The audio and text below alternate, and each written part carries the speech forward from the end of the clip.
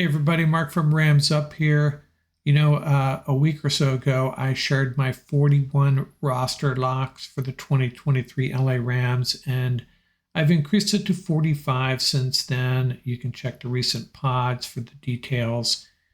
And on Sunday, I will make my final prediction of the Rams' 53-man roster one day before Les Snead and Sean McVay have to do the same. Some tough decisions awaiting those guys. And I thought I'd give you a window into my thought process strictly regarding the offensive line, where they may have some of the toughest decisions to make. And I still can't figure it out. I'm still trying to decide, and I'll talk you through some of my dilemmas. I think the starting offensive line opening day against Seattle, we're pretty sure it's going to be Alaric Jackson, Steve Avila on the left side, probably Brian Allen at center, Joseph Noteboom, if we believe everything we've been hearing, at right guard, and Rob Havenstein at right tackle. Now, it's possible Coleman Shelton could win that center job and Allen becomes a backup center, or maybe Coleman Shelton slides over to right guard and he takes that job with Noteboom playing the role of a swing guard and tackle. Tremaine Ankrum, who's been there for most of the preseason, probably going to be relegated to a backup interior offensive lineman. And then there's some other guys we got to talk about here. So there's 7 that I've mentioned right there that we think we're pretty sure are on this roster for sure, right?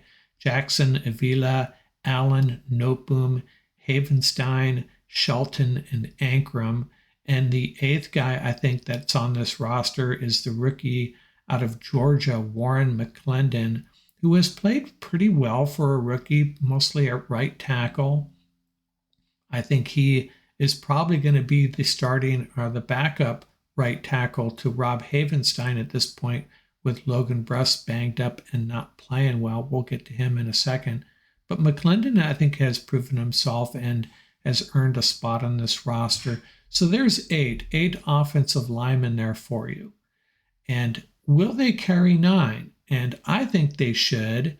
They have in the past. They've also opened the season with 8.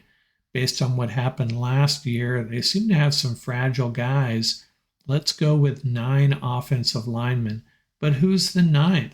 A bit of a dilemma here. Logan Bruss, if he's ready, if he's healthy, could theoretically play guard and tackle, but can you rely on him at either of those spots? What's the point of having a backup if you think he's going to play pretty poorly if he's called upon?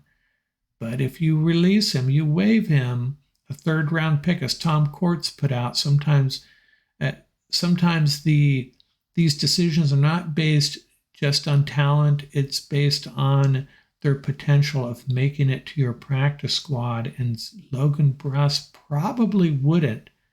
And then you got guys like Grant Miller and Zach Thomas.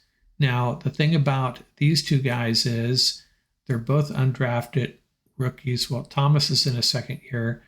Grant Miller, a rookie out of Baylor, in his 1st year.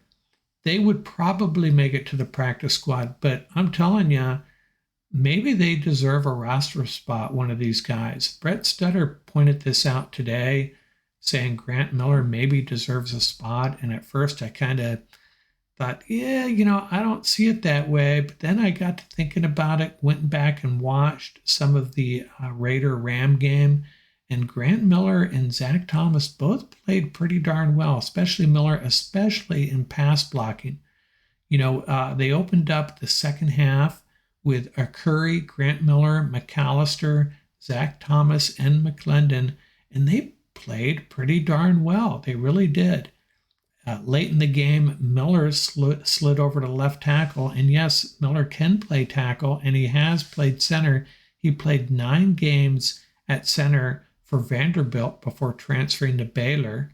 And when Miller slid to the left, Sean Magan took over at left guard. And that, unfortunately, is the first play he was in. The Raiders ran a stunt, and that was the play they sacked Bennett. So kind of a bad scene for Sean to come in on the first play. They run a stunt, so we didn't really get he didn't get a fair shake, I don't think. But Miller did, and Miller and Thomas both played really well, and I think they both have a shot. At this point, I'm leaning towards Grant Miller or Zach Thomas over Logan Bruss, but it could come down to who makes it to the practice squad and who doesn't. Now, I'm going to have to make a decision by Sunday. Les Snead and Sean McVay get an extra day, but we'll see if I can get it right. We'll see if they get it right. All depends on do the Rams carry 9? And I think they will. I think they should. I hope they do.